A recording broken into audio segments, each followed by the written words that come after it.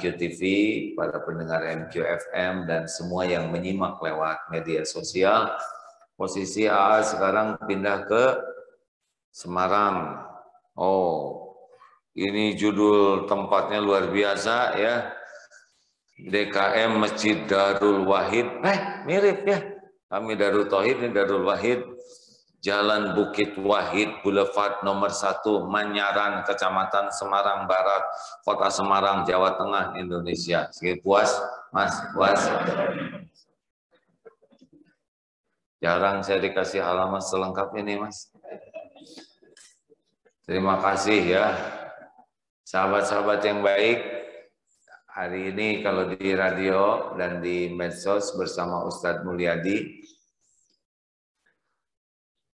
jadi kenikmatan besar dalam hidup ini sebetulnya bukan nikmat ketika diberi, nikmat memberi.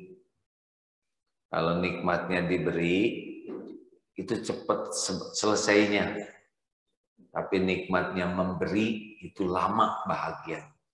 Hasil penelitian ya, baca di artikel, ini kajian ilmiah ya Pak ya, orang yang punya uang, kemudian dia membeli barang yang dia sukai, dia senang, tapi tidak lama.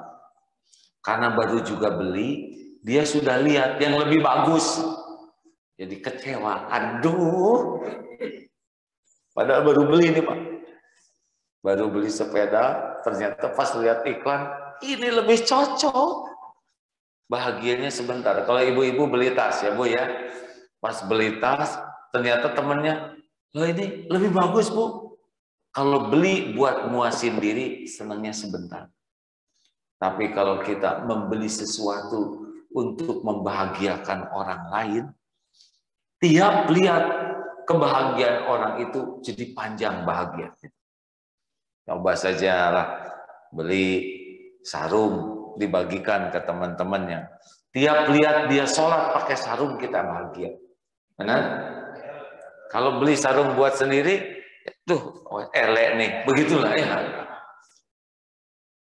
Makanya insya Allah bersama Ustadz Mulyadi akan cerita bahwa orang-orang yang memang senang berbuat, berbagi itu adalah orang yang diberikan karunia lebih dibanding dengan orang yang hanya diberi.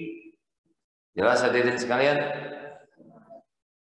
Kan mendapat sesuatu tuh enak, tapi memberikan sesuatu lebih enak. Tahu ada yang paling enak Mas?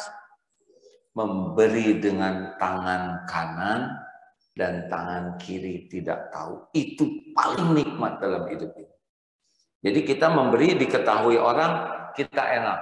Tapi ada lagi yang lebih enak dari itu. Yaitu memberi dengan tangan kanan dan tangan kiri tidak tahu. Bolehkah kita sedekah diketahui orang? Boleh. Tapi harus lebih banyak sedekah yang tidak diketahui orang. Nah itu paling puncaknya bahagia. Mikir. Ini ada sering mikir jamaahnya. Tadi ini sebentar. Itu begini tuh disyukuri loh Mas ya, berarti ngerti ya, berarti kalau kita begini nikmat otak kita ini memahami ya, karena kalau menganga terus orang lain ngangguk dia begini-begini ada korsleting terus begini, itu berarti telinga kita normal. Jadi kalau Bapak mengangguk kayak tadi itu Pak, banyak sekali nikmat yang Allah berikan. Satu ya kita paham, dua telinga nggak dengar, karena kalau nggak dengar longo. Yang ketiga pendengaran dengan pikiran itu connect-nya real time, tidak delay. Kalau pendengaran ke otak diprosesnya agak lama, ngangguknya nanti Mas. Saya sudah selesai di jalan kan agak lambat. Ini real time, didengar, diproses, dan ototnya nyala tuh Mas. Ini tulang juga bergerak dan bisa bolak-balik, karena kalau itu repot. Jadi nikmat besar. Jadi ketika saya lihat jamaah ini ngangguk-ngangguk, Masya Allah, ini diberi nikmat banyak. Begitulah pembukaannya. Silakan Ustadz Mulyadi, silakan disempurnakan. Baik, Hanya menyampaikan pembukaan ya. Pak Faruk, udah? Siap, Pak. Insyaallah. Bismillahirrahmanirrahim. Assalamualaikum warahmatullahi wabarakatuh. Alhamdulillahirabbil alamin. Alhamdulillahilladzi wakafa. Wassalatu wassalamu ala nabiyil mustafa wa ala alihi wa ashabihi ahla sidqi wal wafa. Asyhadu an la ilaha illallah wahdahu la syarikalah wa asyhadu anna Muhammadan abduhu wa rasuluhu alladzi la nabiyya ba'da amma ba'd. Alhamdulillah, puji syukuran yang milik Allah. Salawat salam semoga dilimpah curah kepada Nabi kita, teladan hidup dan kehidupan kita, uswah dan qudwah kita Nabi Muhammad sallallahu alaihi wasallam.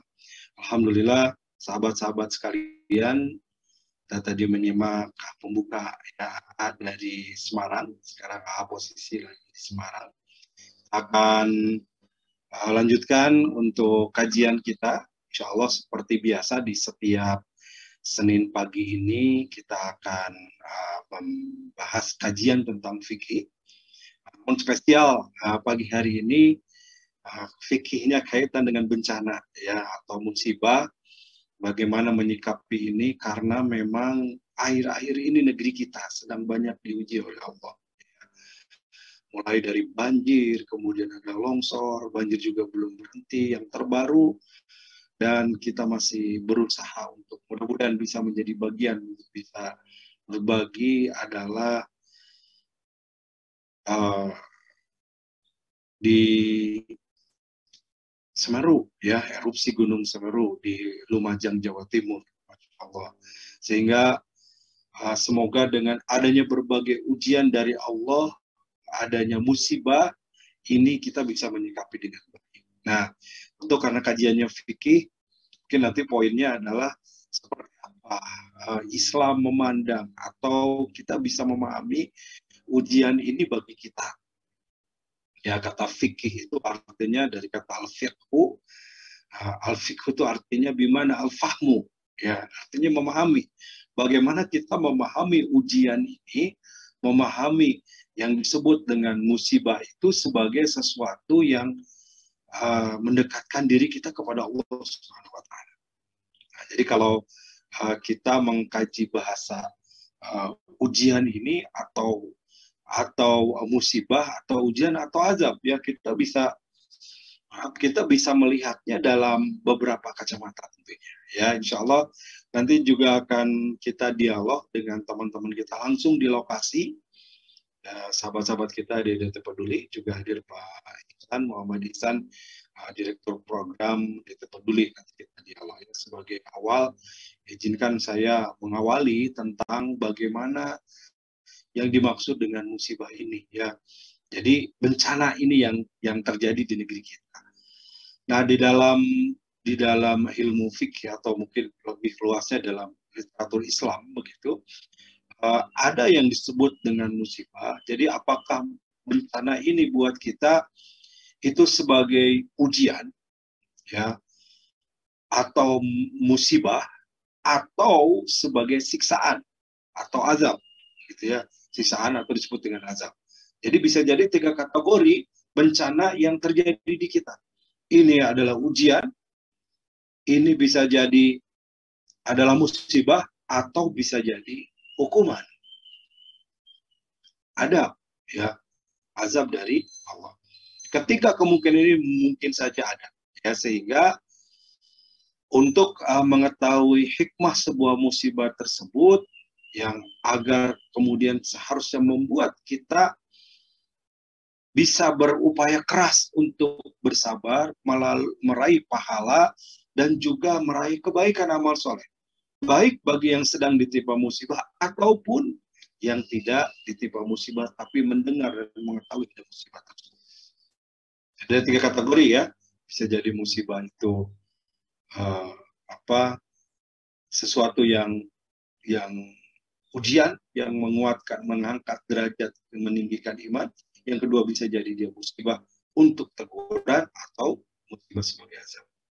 Nah, jadi satu, bencana atau musibah itu yang menimpa sebagai ujian itu seperti yang diterima oleh para nabi. Ya, kita tahu dalam sejarah ada nabi yang diberi sakit, ujiannya sakit oleh Allah. Sehingga dengan sakitnya begitu berat, jadi pelajaran, jadi teladan bagaimana kesabaran yang sangat tinggi. Nabi Ayub alaihissalam.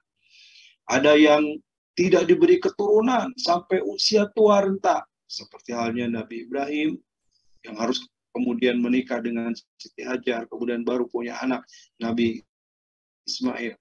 Atau misalkan Nabi Sulaiman ya juga meminta kepada Allah keturunan sampai di usia tua baru punya keturunan.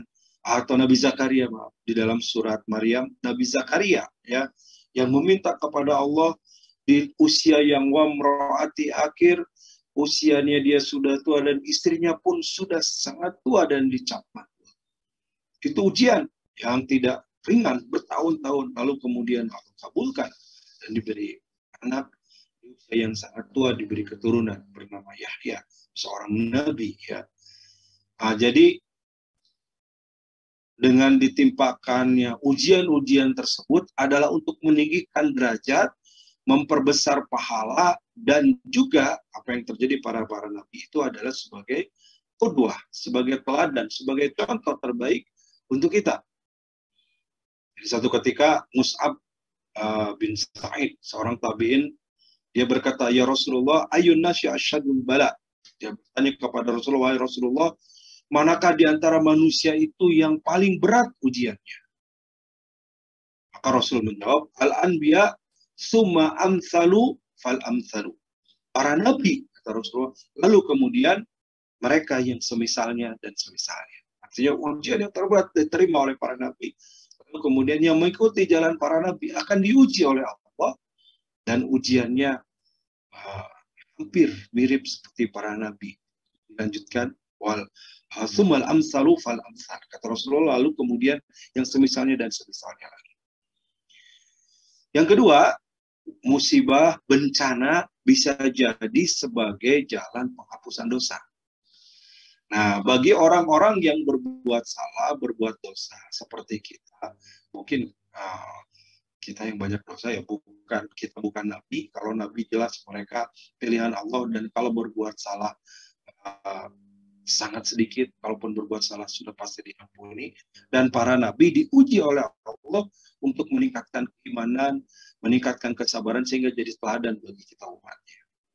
Nah, namun kita yang bukan nabi, nah ujian ini apa? Mudah-mudahan ya siapapun yang diuji oleh Allah dengan berbagai ujian menjadikan semua itu penggugur dosa. Dalam hadis yang diriwayatkan oleh Imam Bukhari Muslim ya, Rasulullah SAW bersabda, "Ma yusibul mu'mini wasabin wala nasabin wala hammin wala hazanin wala ghammin wala adan hatta syaukatu yushaquha illa kafarallahu biha min khataya." Ma yusibu al-mu'minin min wasabin, tidaklah seorang mukmin itu ditimpa satu ujian, diberikan satu musibah yang menimpanya, wala nasabin, ya, wala hamin, berupa rasa capek, wala hamin, rasa khawatir, wala hazanin, rasa sedih, wala ghamin, rasa susah hati, gelisah, begitu bahasa kitanya, wala azan, atau sesuatu yang menyakiti hatinya, sakit ya, disakiti gitu. Hatta syaukatu yusyakwa, sampai tertusuk duri, illa kafarallahu biha min khataya, kecuali dengan ujian itu Allah hendak menghapuskan dari dosa-dosanya. Nah, jadi kalau yang sering diuji, banyak diuji, dan dia sabar, insya Allah dia memiliki derajat yang tinggi karena dosa-dosanya dihapuskan. Dan tidak ada yang kita cita-citakan sebagai seorang muslim, sebagai seorang beriman, kecuali kita berharap dosa kita diampuni, karena dosa itulah yang akan menghalangi doa kita diijabah, menghalangi amal kita diterima, bahkan bisa menghalangi seseorang bisa masuk surga karena dosanya. Yang ketiga, musibah bisa jadi hukuman atau azab. Ya, di dunia ini ada azab yang disegerakan, hukuman yang disegerakan. Ya, bagi siapa? Tentu saja bagi pelaku maksiat, khususnya, atau siapapun yang memang jauh dari Allah dan menentang Allah, tidak melaksanakan perintah Allah.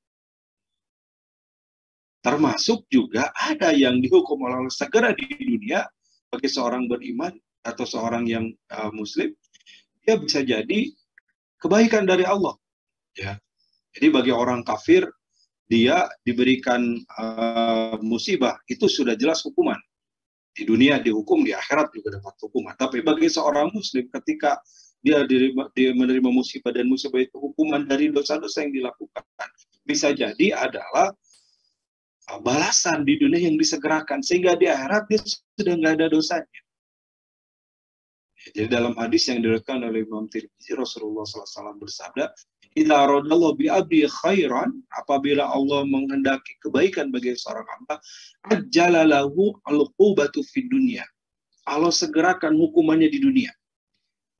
Wa idza aradallahu bi abdihi syarran amsaka anhu bi dhanbi hatta yuwaffa bi yaumil qiyamah. Dan apabila Allah menghendaki kepadanya, kepada seorang hamba itu keburukan, maka amsaka anhu bidanbihi, Allah membiarkan dia berbuat dosa.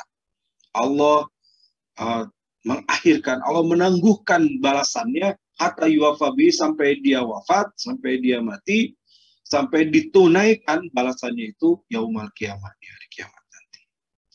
Nah, sahabat-sahabat, ini sebagai buka awal. Jadi ada 3 ya, berkenaan dengan bencana yang terjadi. Aduh, kenapa Allah nggak ada yang lain, nggak diberi bencana? Daerah kami kok kebanjiran, daerah kami kok terjadi gempa, daerah kami terjadi longsor, daerah kami kenapa gunungnya meletus, dan seterusnya. Nah, tinggal posisinya di mana nih yang sedang diuji ini ya, yang sedang kena bencana ini. Apakah dia menjadikan iman, apakah menjadi penegur dari kelalaian, atau justru menjadi azab ya, untuk kemudian dengan azab itu bisa menghapuskan dosanya.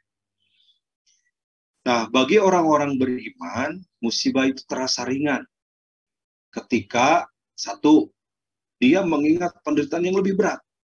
Ini yang terjadi pada masa Rasulullah. Ya, para sahabat itu datang kepada Rasul dan mengeluhkan, "Mata Nasrullah, kami begitu berat ya Rasul. Ujian, timpaan, intimidasi dari kaum Quraisy, orang-orang kafir begitu kuat. Mata Nasrullah, kapan pertolongan Allah?" Maka Rasul menjawab, "Ala inna nasrallahi qarib." Ingat, pertolongan itu sangat dekat.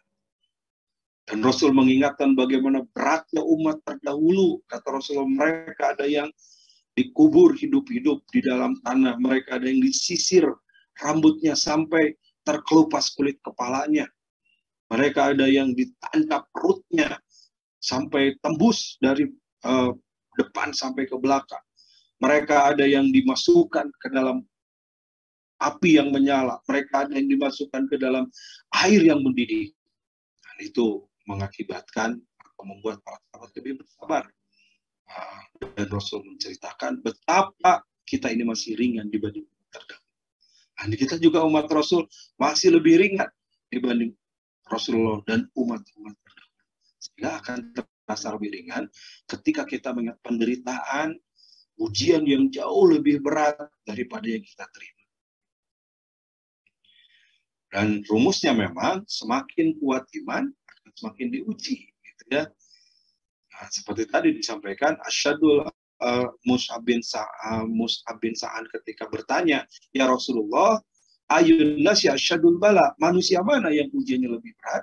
Maka Rasul menjawab, "Al-anbiya summa amsalu fa amsalu." Para nabi, kemudian yang semisalnya lagi. Sehingga kemudian Rasul melanjutkan, seseorang itu akan diuji sesuai dengan agamanya. Yubtalu rajulu ala hasabi dinihi, sesuai dengan pemahaman agamanya. Fa in kana dinuhu sulban, apabila agama itu begitu kuat, dia begitu kokoh, ishtadda bala'u, maka akan lebih berat lagi ujiannya. Nah, begitu ya. Terakhir, di balik ujian pasti ada jalan keluar ya. Fa inna ma'al usri yusra. Ini surat Al-Nasr. An-Nasr sering kita baca ya. Fa inna ma'al al-insyirah. Fa inna ma'al usri yusra. Ingat, dalam setiap kesulitan ada kemudahan. Inna ma'al usri yusra. Setiap kesulitan ada kemudahan. Kita tahu pandemi ini sudah hampir 2 tahun gitu ya. Dan kita bersyukur, alhamdulillah, mudah-mudahan terus melandai, sudah semakin hilang di negeri kita, alhamdulillah ya. Sudah mulai kegiatan, sudah mulai aktivitas. Kita lihat tadi juga di Semarang, jemaah sudah datang ke masjid yang kemarin-kemarin bulan-bulan lalu, dari tahun lalu masjid sempat ditutup, sholat harus jaga jarak, kumpul di masjid dibatasi, pengajian tidak bisa secara offline, sekarang sudah mulai bisa. Ini bersyukur. Ya, kalau bahasa mudahnya kita sering dengar, ya badai pasti berlalu, hujan pasti berhenti, malam akan datangnya siang, dan ujian insya Allah akan berakhir. Fa'inna ma'al usri yusra, tidak hanya itu, di balik kesulitan ada kemudahan. Nanti Allah berikan jalan keluar dari setiap kesulitan itu, dan kuncinya bagaimana? Wa may yattaqillaha yaj'al lahu makhraja wa yarzuqhu min haitsu la yahtasib. Dalam surat At-Talaq ayat kedua.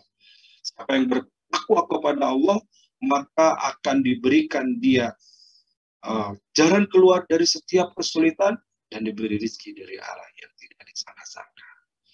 Nah, demikian sahabat-sahabat sekalian, sebagai pembuka kita akan dialog juga dengan sahabat-sahabat kita dari DT Peduli. Ada Pak Ihsan sebagai Direktur DT Peduli, dan nanti ada teman-teman yang lain dari cabang-cabang nih yang nanti dibantu Pak Ihsan nih. Ada cabang mana saja? Ya, ada Kalimantan Selatan, ada NTB dan sebagainya ya. Insya Allah bisa bergabung, nanti ada dari Sulsel juga. Insya Allah. Assalamualaikum Pak Ihsan. Waalaikumsalam warahmatullahi wabarakatuh. Alhamdulillah. Ya Pak Ihsan, kita lanjutkan nih berkenaan dengan musibah yang tadi saya prolog ya, kaitan dengan musibah ini. Kita melihat tentunya dari sisi banyak hal, karena saya dari sisi fikih begitu, dari sisi bagaimana Al-Quran dan hadis menggambarkan bahwa musibah ini sesuatu yang tidak lepas dari manusia. Allah akan memberikan ujian-ujian kepada kita dengan 3 hal tadi ya. Bisa pengangkat keimanan, bisa penegur dari kelalaian, atau bisa jadi azab untuk menghapuskan dosa bagi orang beriman, atau sebaliknya untuk menghukum bagi orang-orang kafir. Berkenaan dengan musibah di negeri kita nih Pak Ihsan ya, dan kita insya Allah dari DT Peduli juga banyak berupaya menjadi bagian ya, amal soleh bagi semua jamaah juga dalam menghadapi musibah ini. Baik, mungkin langkah prolog awal disampaikan dulu Pak Ihsan, silakan. Terima kasih banyak Ustadz, terima kasih banyak, ilmunya sangat menarik, dan betul kita harus mengkaji kebencanaan ini bukan hanya sebatas dari perspektif dunia saja, tapi juga kita harus bisa mengkaji dari perspektif spiritual dan yang lainnya. Terima kasih banyak ilmuannya. Hadir juga bersama kita ada Kang Andriadi selaku Komandan Satguna. Jadi ketika kebencanaan terjadi, alhamdulillah DT Peduli ikhtiar supaya bisa hadir cepat ya di lokasi bencana, memberikan bantuan mulai dari program pas respon sampai ke wilayah nanti recovery pasca bencana. Dan Kang Andri ini tim yang memang menggawangi kepedulian kita terhadap kebencanaan yang ada di Indonesia. Juga hadir nanti ada Kepala Cabang DT Peduli di Kalimantan Selatan yang juga saat ini sedang membantu masyarakat di Kalimantan Selatan yang sedang terdampak bencana banjir, kemudian di Sulawesi Selatan dan NTB sama banjir, dan juga nanti hadir juga ada teman-teman yang sekarang masih membantu masyarakat di Semeru gitu Ustaz. Kaitan dengan kajian ini, izin Ustaz, ada 2 slide yang boleh nggak Ustaz? Saya ikutan share screen. Baik, silakan. Informasi yang menarik sepertinya Ustaz ya. Ini nanti betul. Kita kaji dari sisi materi Ustaz nih hari ini gitu ya. Nah ini ada. Siap. Sebentar di sini. Ini saya ambilkan literasinya dari BNPB Ustaz. Secara geografis, Indonesia merupakan negara kepulauan yang terletak pada pertemuan 4 lempeng tektonik yaitu lempeng benua Asia, benua Australia, lempeng Samudra Hindia, dan Samudra Pasifik. Pada bagian selatan dan timur Indonesia terdapat sabuk vulkanik yang memanjang dari Pulau Sumatera, Jawa sampai Nusa Tenggara, Sulawesi, yang isinya berupa pegunungan vulkanik tua dan dataran rendah yang sebagian didominasi oleh rawa-rawa. Kondisi tersebut sangat berpotensi sekaligus rawan bencana seperti letusan gunung berapi, gempa bumi, tsunami, banjir, dan tanah longsor. Data menunjukkan bahwa Indonesia merupakan salah satu negara yang memiliki tingkat kegempaan yang tinggi di dunia, lebih dari 10 kalinya dari potensi kegempaan di Amerika Selatan, di Amerika Serikat ya Ustaz ya. Ini dari BNPB Ustaz. Yang selanjutnya ini slide yang kedua. Menyambung dengan yang tadi, ternyata di Indonesia ada 4 klaster kebencanaan, yaitu geologi dan vulkanologi, yaitu berupa letusan gunung api, gempa bumi, dan tsunami.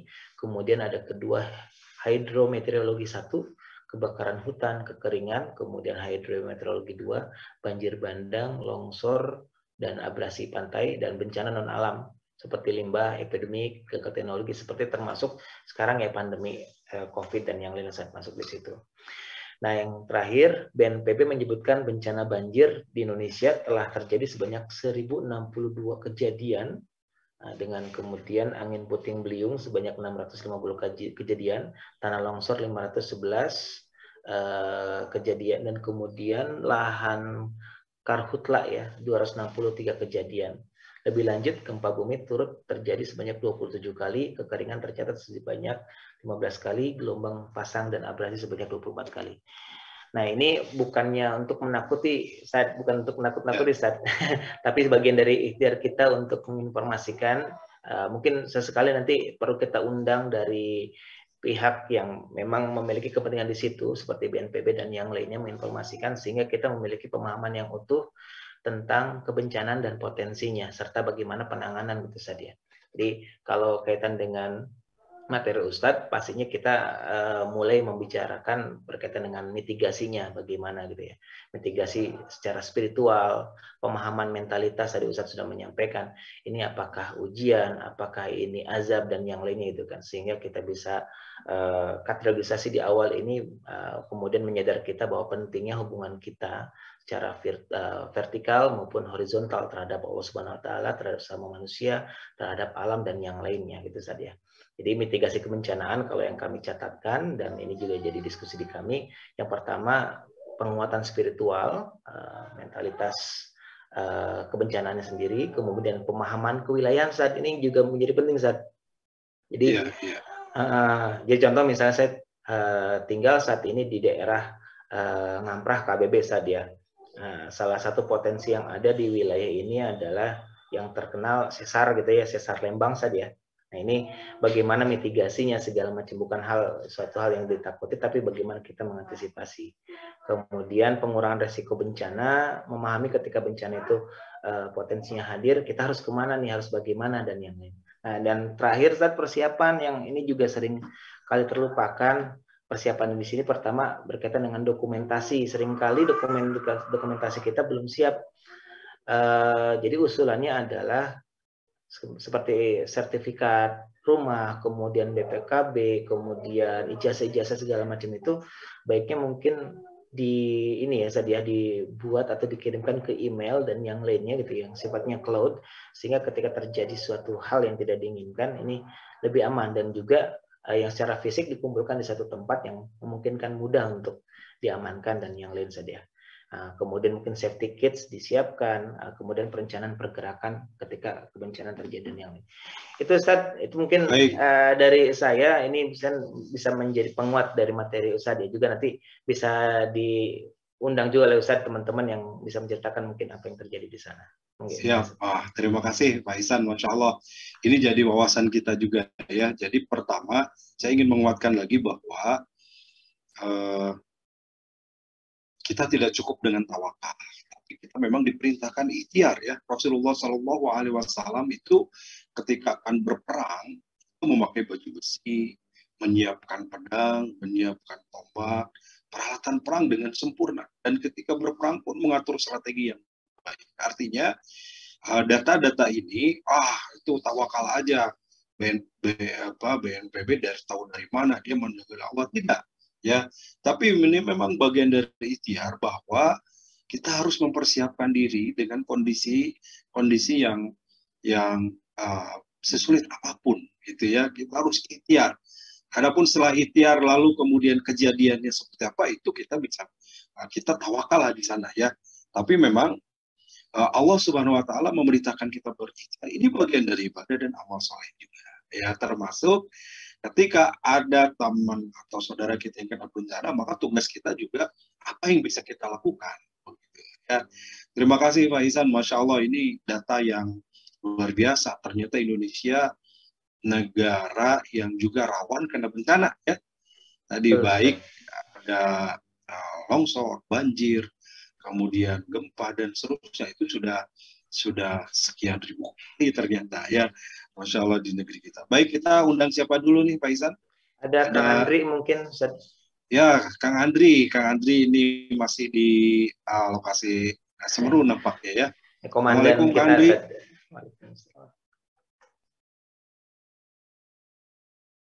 Kang Andri masih siap-siap nampaknya.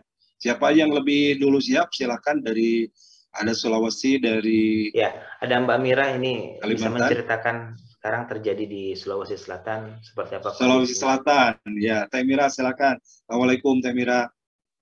Waalaikumsalam warahmatullahi wabarakatuh. Izin melaporkan dari Sulawesi Selatan, Ustadz Pak Ihsan. Ya. Alhamdulillah di Sulawesi Selatan dapat musibah sekaligus menjadi bahan muhasabah kami. Di tanggal 5 sampai 7 Desember itu terjadi hujan deras yang mengakibatkan 6 kecamatan berdampak sebanyak 3.106 jiwa dan 37 titik pengungsian. Sedangkan di 2020 berdasarkan sumber BPBD Kota Makassar hanya 3 kecamatan dan 907 pengungsi. Artinya di 2021 ini terjadi lonjakan yang amat besar dampak banjir. Alhamdulillah, respon DT Peduli di tanggal 7 Desember di mana dapat Deprian dari donatur bahwa di blok DPP itu dari pagi sampai siang belum mendapatkan logistik. Alhamdulillah dengan teman-teman berinisiatif untuk menembus terjangan banjir yang setinggi dada orang dewasa dan menyediakan makanan siap saji yang sebanyak 63 kakak. Nah, tanggal 8 Desember teman-teman juga berusaha terus-menerus merespon di mana titiknya yaitu di Toa Daeng, dan tanggal 9 merespon juga di dekat dengan Toa Daeng karena memang posisinya yang paling parah di Jalan Swedaya. Alhamdulillah mendirikan dapur, kami menamakan dapur hangat karena yang kami berikan adalah berupa air minum, karena berdasarkan asesmen di lapangan teman-teman, banyak yang menyediakan makanan siap saji tapi melupakan air minumnya gitu kira-kira Ustaz. Dan ada yang menarik adalah informasi dari BPD Provinsi bahwa tanggal 17 sampai 18 Desember merupakan puncak cuaca ekstrim yang terjadi di Sulawesi Selatan. Kemudian kenapa mengambil Sulawesi Selatan? Karena ada satu kabupaten yang berdampak cukup parah juga, yaitu di Kabupaten Sopeng yang menghanyutkan 2 rumah Ustaz. Masya Allah, Masya Allah.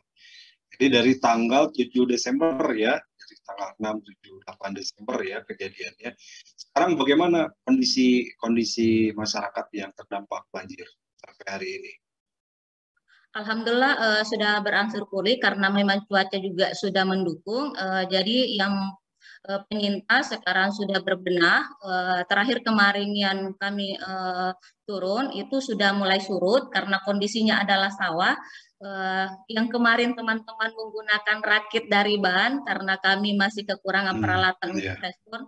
Jadi bagaimana teman-teman bisa turun itu sambil memberikan solusi untuk yang penyintas. Alhamdulillah teman-teman berinisiatif untuk menggunakan ban rakitan. Kemudian di atas untuk kita duduk itu adalah triples. Jadi di pengungsian yang Swedaya alhamdulillah sudah mulai surut. Kemudian dengan adanya bantuan Hinjeng juga membantu untuk penyintas lebih siap dalam membersihkan rumahnya. Baik, Masya Allah. Ya, diprediksi tanggal 18 ini ya ada cuaca yang ekstrim lagi.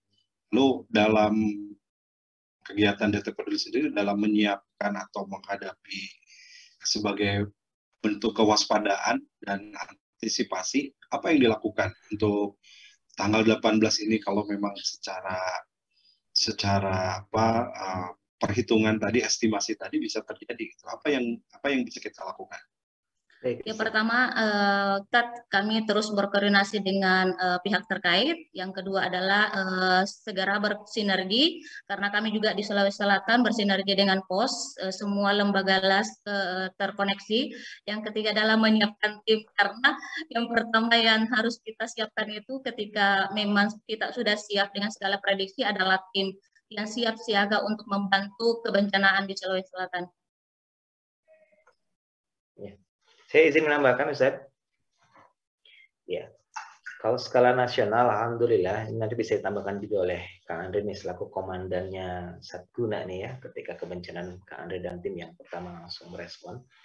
Jadi alhamdulillah kami sudah melakukan konsolidasi skala nasional dan juga berkoordinasi dengan banyak pihak, BNPB, BPBD, termasuk beberapa komunitas-komunitas dan kelembagaan yang berkaitan dengan kebencanaan untuk saling menginformasikan dan saling menguatkan. Ada di beberapa pekan yang lalu tuh ada apel siaga kebencanaan di daerah Jabodetabek karena memang biasa di Jabodetabek itu akhir tahun dan awal tahun ya saja banjir dan yang lain itu apel siaga. Kemudian juga dengan beberapa wilayah yang memiliki potensi yang sifatnya reguler ya tahunan dan yang lainnya kita siapkan. Kemudian informasi-informasi tadi seperti Ustadz sampaikan terus kami koordinasikan, konsolidasikan dari BNPB, BPBD dan yang lainnya kepada teman-teman kami yang ada di wilayah sehingga ketika bencana terjadi sudah satu suara, sudah satu visi, satu frekuensi kita seperti apa pergerakan. Gitu, Ustaz. Dan yang terpenting sih betul tadi kaitan dengan fikih ini berkaitan dengan mentalitas spiritual ini bagaimana kebencanaan ini harus kita sikapi juga menjadi potensi peluang kita bagi Darut Tauhid khususnya dan jamaah untuk menjadikan momentum ini menjadi penguat bagi kita dan bagi para penyintas ya untuk semakin mendekatkan diri kepada Allah Subhanahu wa taala gitu saja. Jadi di dalam kajian misalnya kita menghadirkan dapur umum, kemudian rumah sementara untuk penyintas segala macam, di dalam itu ada unsur-unsur dakwah yang harus kita kuatkan di sana. Itu sholat berjamaah dan yang lainnya. Gitu Ustaz. Masya Allah ya, terima kasih Pak Ihsan. Jadi benar sekali tidak hanya secara fisik gitu ya kita siapkan dari secara fisik kita membantu, tapi juga non fisiknya, tapi juga mental spiritual ini juga penting sekali menghadapi berbagai bencana ini. Terima kasih Teh Mira. Kita beralih dulu ke Kang Andri, ini sudah siap yang ada di Jawa Timur ya. Waalaikumsalam Kang Andri. Waalaikumsalam warahmatullahi wabarakatuh. Ustaz, mohon izin. Sehat Kang Andri? Sehat Ustaz. Alhamdulillah Andri di Bandung dulu Ustaz. Oh di Bandung, sudah nyampe Bandung dulu? Iya, nanti besok, nanti sore ke Lumajang lagi. Oh, baik. Berapa lama kemarin di Lumajang? Di Lumajang kurang lebih 1 pekan Ustaz.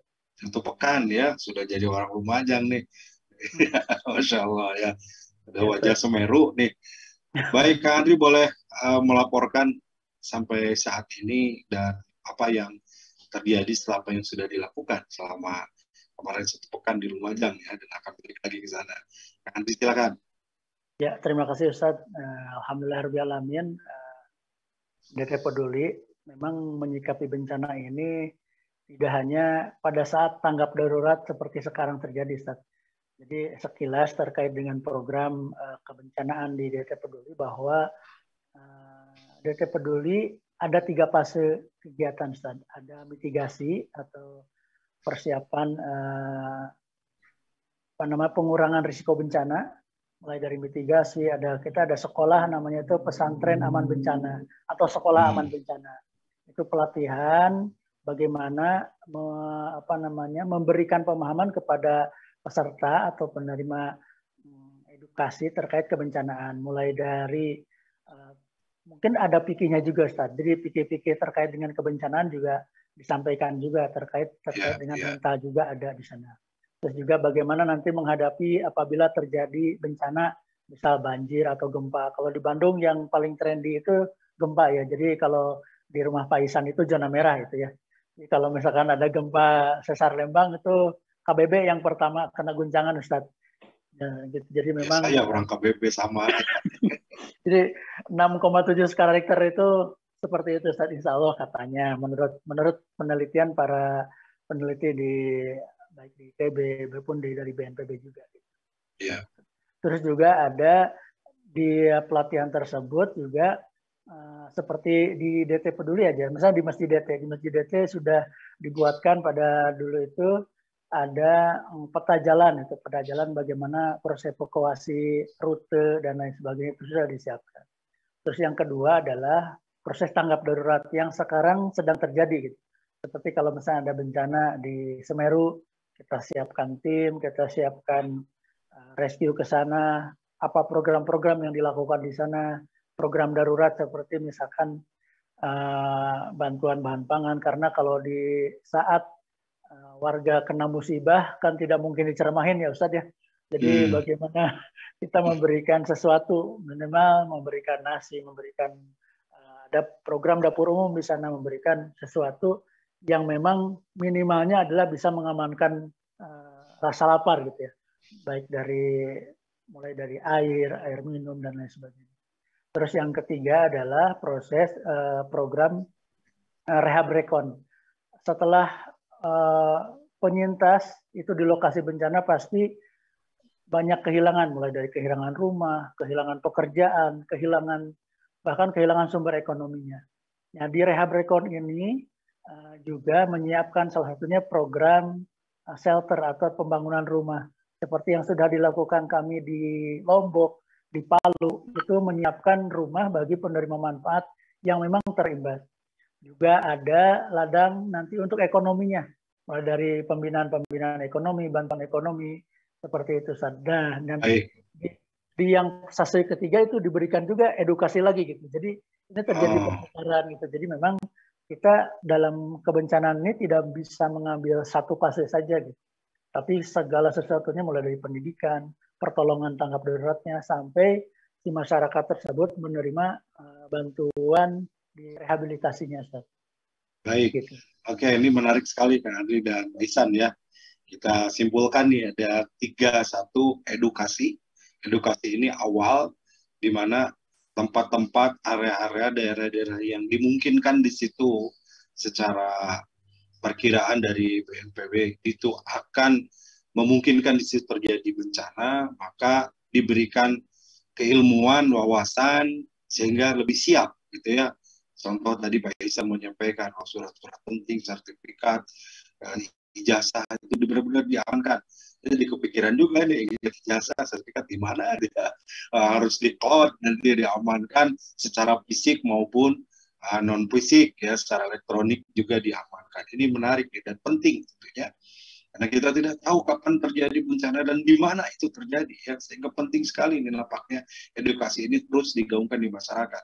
Yang kedua adalah tanggap darurat seperti yang disampaikan Kang Andri dan dilakukan Kang Andri dan tim ya di Semeru sekarang, di Lumajang sedang proses tanggap darurat. Dan yang ketiga rehab rekon ya, bagaimana pasca bencana itu terjadi ya, bisa kita melakukan seperti halnya di NTB, di Donggala ya, DT Peduli sudah melakukan, dan ini mungkin bagian dari program kita. Begitu Pak Isan, ada yang ditambahkan dulu nih dengan 3 poin ini, saya kira ini penting untuk diketahui oleh kita semua. Baik, tambahannya sedikit berkaitan dengan Semeru ini, diinformasikan oleh teman-teman yang berkoordinasi dengan BNPB dan BPBD di sana bahwasanya ada wilayah pasca bencana erupsi ini yang dikategorikan sebagai zona merah, Ustaz. Jadi tidak lagi bisa ditinggali oleh masyarakat sekitar gitu ya. Nah, oleh karenanya ada kemungkinan ini sedang dikaji juga dengan teman-teman terkaitan dengan akan hadirnya relokasi perumahan warga. Nah, jadi ke depan akan ada beberapa warga atau satu dusun atau beberapa, nanti hasil dari ini ya, rekomendasi dari BNPB itu akan menyampaikan kebutuhan untuk hadirnya bantuan hunian tetap gitu ya, seperti yang kita lakukan di Lombok, kemudian juga di Donggala gitu ya. Nah di situ biasanya kalau dengan pengalaman yang sudah ada di kami, seperti yang di Donggala, di Lombok itu, setelah dihadirkan hunian tetap, di situ terjadi proses potensi pemberdayaan, bahkan menarik gitu kan, satu kampung baru kita kemas dengan penguatan pemberdayaan ekonomi, pemberdayaan dakwah dan yang lainnya, sampai ke wilayah potensi pariwisata, nanti bisa dikemas menjadi pariwisata religi dan yang lainnya gitu Ustaz. Ini menarik. Silakan mungkin bapak-bapak, ibu-ibu yang berkenan untuk terlibat menjadi jalan kebaikan bagi banyaknya penerima manfaat di sana yang terbantukan gitu ya. Kami mengundang untuk bisa bersama-sama, atau kalau misalnya ingin terlibat menjadi motivator atau terlibat sebagai relawan, kami persilakan juga bisa silaturahmi dengan kami. Itu Ustaz. Baik, Masya Allah. Terima kasih Pak Ihsan. Tambah lagi Kang Andri, mungkin 1 minggu ini apa yang sudah dilakukan, dan nanti kembali lagi apa yang akan dilakukan nih Kang Andri oleh DT Peduli sendiri di Lumajang. Ya, ini alhamdulillah 1 minggu yang sudah dilakukan, karena memang pada saat kemarin di Sumeru itu kredit luar biasa ya pada saat awal-awal, bahkan hampir di tiap bencana, hampir di awal-awal itu pemerintah itu belum hadir gitu ya. Belum hadir dalam artian belum hadir menanggulangi bencana tersebut. Ya, alhamdulillah dengan bantuan dari teman-teman dari BNPB, dari relawan, jadi menyempatkan juga, jadi dianjurkan misalnya disarankan pemerintah juga ikut terlibat. Alhamdulillah di DT Peduli sudah melakukan beberapa program terkait dengan warga yang terdampak. Kemarin karena kondisi di lapangan itu warga masyarakat itu kecenderungan mengungsinya itu ke rumah sanak saudara, Ustaz. Kecenderungan itu mengungsi ke sanak saudara. Terus juga di sana memang pada saat kejadian bencana memutuskan aliran air gitu, Ustaz. Jadi kita memberikan bantuan sarana prasarana air, mulai dari tandonnya, mulai dari kita koordinasi dengan PDAM dan BNPB untuk mensuplai airnya gitu. Jadi kita kemarin itu ada kurang lebih 10 tandon ke lokasi-lokasi yang memang terdampak akibat erupsi ini. Terus juga bantuan hygiene kit juga, dan juga bantuan bahan pokok juga, Ustaz.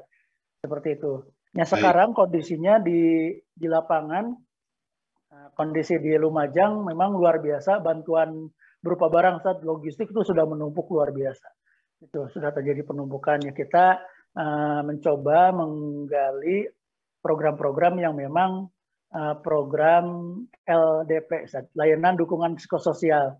Seperti kalau misalkan kalau bahasa ini mungkin trauma healing ya, tapi memang kalau untuk healing kan setelah warga penyintas itu terdapat atau terdeteksi trauma gitu. Jadi kita memberikan pendidikan-pendidikan keagamaan tentunya, terus ada kajian-kajian terkait dengan ke anak-anak, ke ibu rumah tangga, atau ke saudara-saudara yang lain. Terus juga tadi Pak Ihsan juga memang kita menginisiasi untuk program Huntara atau hunian tetap juga, Ustaz. Karena memang lokasi yang akan dipilih itu harus benar-benar bebas dari mulai dari zona merah itu tadi, Ustaz. Jadi memang kita harus aman dalam artian aman dari sisi bencana. Dan itu pemerintah yang menentukan dan mengkajinya gitu. Jadi kita sampai saat ini masih menunggu arahan dari pemerintah untuk program-program di hunian tersebut. Dan kita juga sudah menyiapkan nanti untuk livelihood-nya. Jadi bagaimana nanti setelah mendapatkan perumahan, sudah mendapatkan ganti atau relokasi itu, kita menyiapkan program-program di program ekonominya, Ustaz. Terlebih di penerima penyintas ini adalah sebagiannya petani, Ustaz. Kalau misalkan dan kemarin lihat salak terus kebun kol itu sudah saatnya dipanen, tapi qadarullahnya ada bencana ini, itu luar biasa, itu melahap semuanya yang memang ya tidak panen gitu, gagal panen qadarullahnya. Begitu, Ustaz. Jadi kita akan program itu juga. Ya, Masya Allah. Terima kasih Kak Andri. Mudah-mudahan para relawan semua diberikan kesehatan lahir batin dan bisa terus memberikan manfaat. Dan tentu saja juga kita semua Bapak Ibu hadirin sekalian yang menyimak ya lewat MKTV, MKFM, dan semua medsos, kita bisa berperan, bisa ikut berperan. Kalau mungkin tidak seperti Kang Andri bisa berangkat ke lokasi, kita bisa menyisihkan sebagian harta kita, dititipkan lewat DT Peduli, insya Allah disalurkan, disampaikan kepada mereka yang membutuhkan. Kita beralih ke NTB. Ada NTB, Kang Ragil? Baik, hadir Ustaz. Ya, Assalamualaikum Kang Ragil. warahmatullahi wabarakatuh. Waalaikumsalam warahmatullahi wabarakatuh.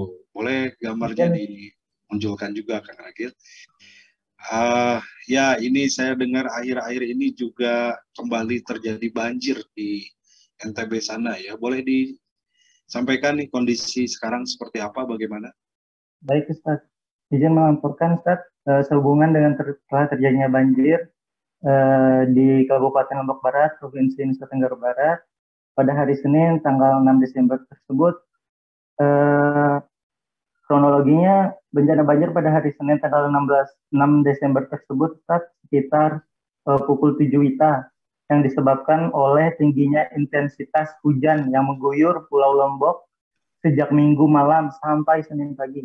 Kejadian ini melanda beberapa puluhan desa di kecamatan, ada 4 kecamatan yang terdampak, yaitu Kecamatan Batu Layar, Kecamatan Gunung Sari, Kecamatan Sekotong, dan Kecamatan Lingsar di Kabupaten Lombok Barat.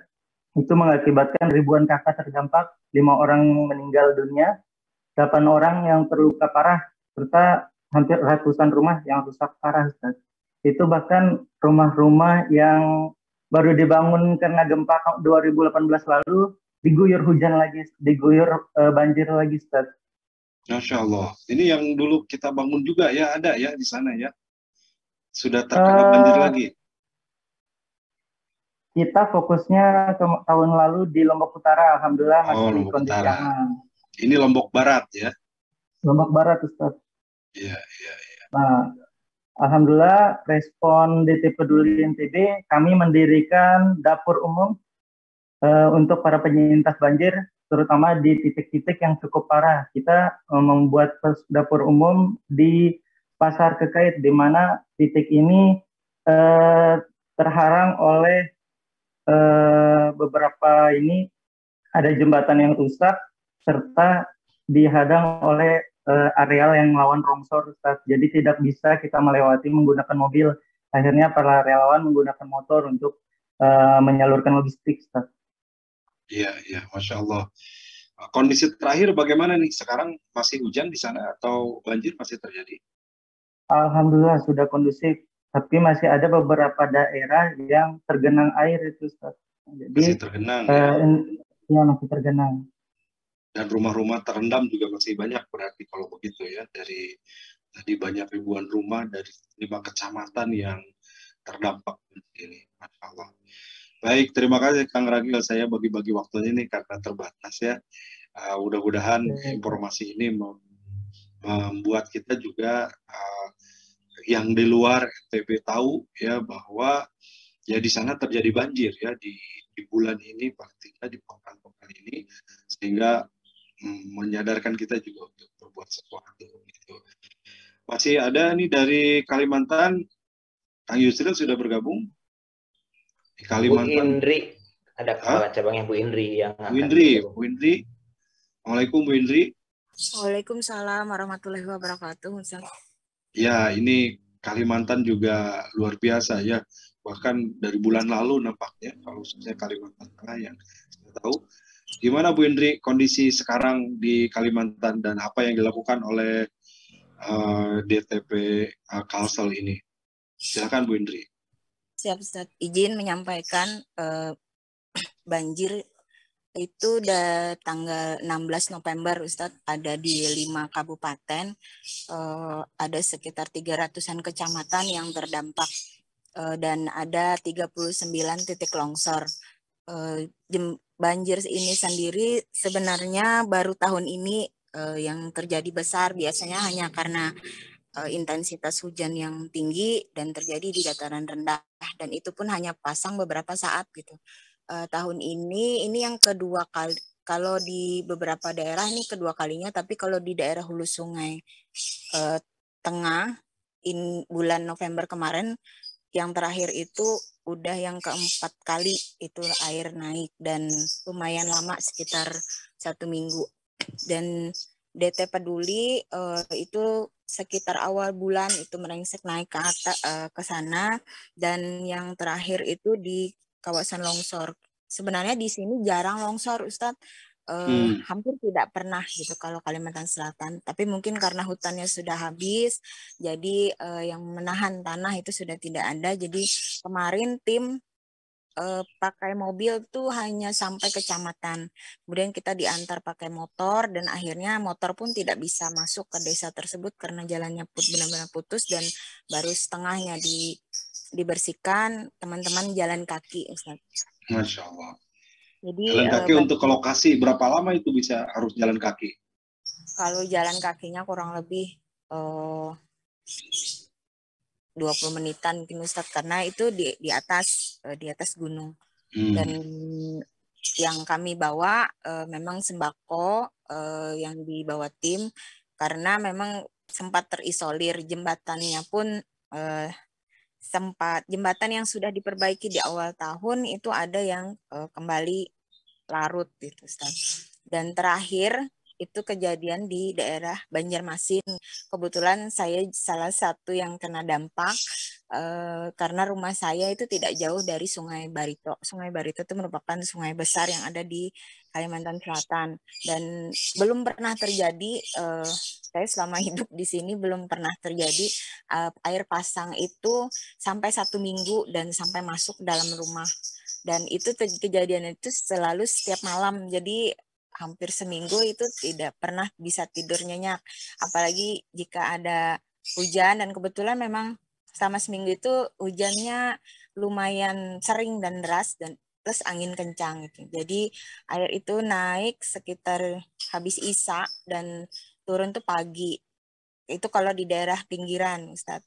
Tapi saat menuju kantor itu daerah agak ke tengah kota itu yang juga terkepung oleh air. Jadi saat di pinggiran surut, maka yang di agak ke tengah kota itu air yang belum turun gitu, Ustaz. Jadi tahun ini merupakan musibah yang banjir ini merupakan musibah yang menjadi traumatik tersendiri buat warga di Kalimantan Selatan khususnya dan Kalimantan seumumnya, Ustaz, karena mulai Oktober itu di Kalimantan Tengah itu banjir, kemudian surut di sana di Kalbar yang banjir, di Kalimantan Timur di Penajam Pasir itu yang banjir, kemudian surut di sana beralih ke Sintang Kalimantan Barat cukup lama, itu hampir 3 minggu sampai atap, kemudian beralih ke Kalimantan Selatan. Jadi alhamdulillah di semua Kalimantan yang terkena bencana, DT Peduli turun langsung maupun bersama relawan atau mitra yang ada di sana itu turun langsung ke lokasi bencana, Ustaz. Baik, Masya Allah. Terima kasih Bu Indri. Jadi informasi juga buat kita semua. Saya tahunya Kalimantan Tengah aja ya. Ternyata hampir semua Kalimantan ini terdampak banjir dan benar-benar semoga menjadi satu gitu ya bahan peringatan buat kita semua. Karena Allah berfirman, "Dhaharal fasada fil barri wal bahri bima kasabat aydin nas." Terjadi kerusakan daratan di lautan karena ulah manusia. Artinya kita sebagai hamba Allah harus benar-benar kembali kepada Allah, bertobat dan jangan berbuat kerusakan dan dampaknya begitu besar. Yang kedua tentu harus kita berperan mendengar ini, kita bisa berbuat sesuatu, menyampaikan apa yang bisa melakukan apa yang bisa kita lakukan dengan pikiran, tenaga, harta kita, sehingga tetap musibah yang terjadi, ujian yang terjadi adalah juga kita bisa menemukan Allah adalah dalam amal di sana. Terima kasih Bu Indri. Mohon maaf waktunya terbatas nih. Pak Ihsan, mungkin 1 menit terakhir ada yang disampaikan karena waktu kita hampir habis. Siap, baik Ustadz. Berkaitan dan kebencanaan ini menjadi ladang buat kita, Ustadz, untuk mengevaluasi bagaimana hubungan kita kepada Allah Subhanahu Wa Taala, hubungan kita sama manusia dan juga hubungan kita kepada alam, Ustadz. Jadi harus kita betul-betul mengevaluasi apa yang sudah kita lakukan dan menjadi rekomendasi apa yang terbaik, apa yang harus kita tingkatkan dari sisi ketakwaan, gitu ya, dari sisi sosial dan juga dari sisi keberpihakan kita terhadap alam. Jangan sampai kemudian semena-mena hanya mementingkan egoistik ya, hanya mementingkan diri sendiri, kita tidak melihat kepentingan yang lebih luas lagi. Ustaz, dari kami Baik. terima kasih banyak atas kesempatannya. Baik, terima kasih Pak Ihsan dan sahabat-sahabat DT Peduli, Henry dari Kalimantan, Kang Agil, NTB, terus juga tadi Sultan ya, Amira, dan Kang Andri juga yang dari Semeru ya. Kang Andri dari Semeru yang kembali ke Bandung dulu akan ke Semeru lagi. Sahabat-sahabat sekalian, Bapak Ibu, terima kasih kebersamaan kita sudah habis waktunya. Semoga jadi ilmu dan hikmah bagi kita semua. Dan DT Peduli sekali lagi memberikan peluang dan kesempatan Bapak Ibu untuk bisa bergabung, baik menjadi relawan ataupun menjadi donatur ya untuk penanggulangan bencana ini. Silakan bisa menghubungi DT Peduli atau bisa donasi juga di rekening BSI 9255372900 atas nama DT Peduli ya. Atau informasi lebih lengkap bisa 0813 1712 1712. Nah, ini nomor ganteng ya. 0813 17 1 08131 712 172 172. 0813 17 12 1712 ya. Terima kasih Pak Ihsan dan tim DTP juga sudah hadir. Hampir 100 orang di Zoom dan juga di medsos lainnya. Aku qouli hadza wa astagfirullah li wa lakum. Assalamualaikum warahmatullahi wabarakatuh. Waalaikumsalam. Tunaikan zakat, sedekah, wakaf, dan bantu sesama. Kini mudah. Bagi kamu yang ada di dalam atau luar negeri, caranya buka browser, ketik dtpeduli.org/donasi. Pilih jenis donasi, isi biodata diri, kemudian isi nominal. Pilih metode pembayarannya.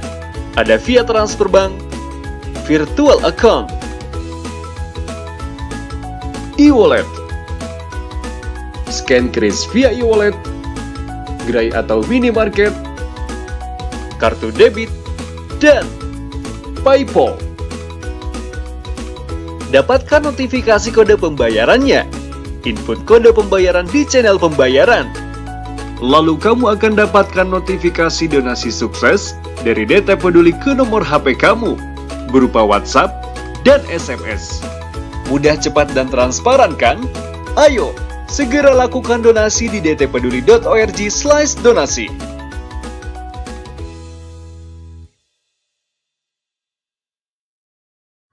Ketua Yayasan Indonesia Mengaji menyampaikan 65% dari jumlah penduduk Indonesia beragama Islam tidak bisa membaca Al-Quran. Assalamualaikum warahmatullahi wabarakatuh. Data lewat Republika, 147,5 juta umat Islam di Indonesia belum bisa membaca Al-Quran atau buta huruf Quran. Departemen Agama mencanangkan minimal 5 juta mushaf diperlukan di Indonesia ini setiap 1 tahun. Dan DT Peduli sebagai tahap awal mencetak 20.000 mushaf untuk diwakafkan kepada masyarakat di pelosok negeri, karena banyak masjid yang sudah rusak Qurannya atau tidak punya Quran, dan ini ladang amal bagi kita semua.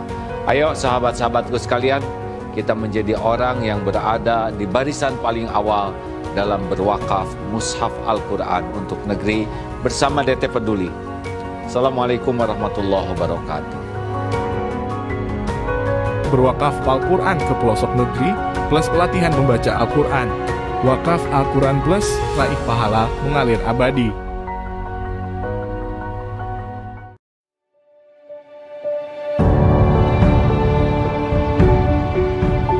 Saudaraku sekalian, ini adalah kawasan Eko Pesantren 2 di daerah Parompong. Masya Allah, luasnya 4,6 hektar dan di sini akan segera dibangun masjid dan pesantren. Islam sangat serius untuk menjaga kelestarian alam, rahmatan lil alamin. Dan mudah-mudahan menjadi ladang amal bagi siapapun yang memang merindukan membangun masjid, membangun lembaga pendidikan. Inilah kesempatan untuk beramal. Saya sangat senang sekali di daerah saya akan dibangun pembangunan masjid sama pesantren. Semoga pembangunan di sini lancar dan diberkahi sama Allah.